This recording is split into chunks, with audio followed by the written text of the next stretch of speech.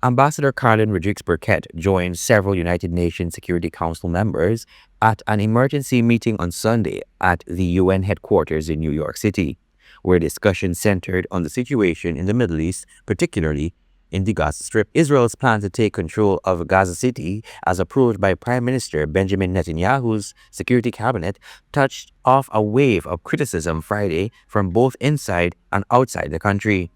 Nations around the world condemned the plan, saying it would only worsen the conflict and lead to more bloodshed. The implementation of this decision will engender the forcible displacement of hundreds of thousands of Palestinians and would further undermine the two-state solution. We call on Israel to reverse this reprehensible decision.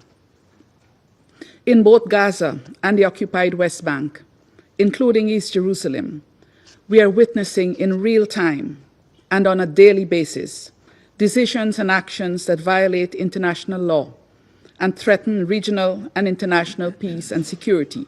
Ambassador Rodriguez-Burkett said the situation in Gaza is Israel's latest installment of its contemptible actions against the Palestinian people. It comes against the backdrop of a number of decades of infractions against the Palestinian people. Guyana reiterates its condemnation of the attacks on Israel on 7th October, perpetrated by Hamas and other armed groups.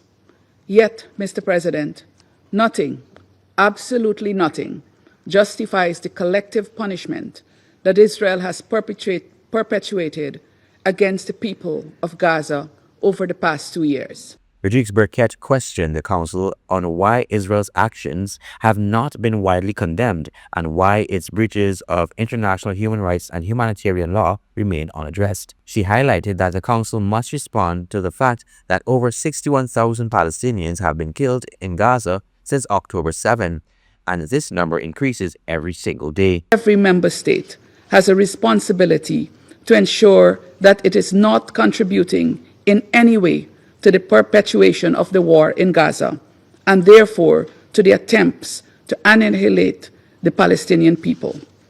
Mr. President, when appeals to morality, to humanity, and even to legality fail to produce the required action, the Council must delve into its toolbox to save lives.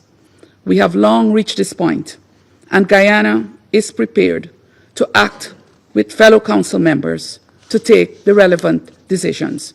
Netanyahu argues that ending the war and withdrawing from Gaza, as Hamas demands, will allow Hamas to regroup. Netanyahu's government also relies on far-right coalition partners who oppose a hostage deal and want to permanently occupy the Strip, push out its residents, and re-establish settlements in their place. Colwyn Abrams, Lion TV 9.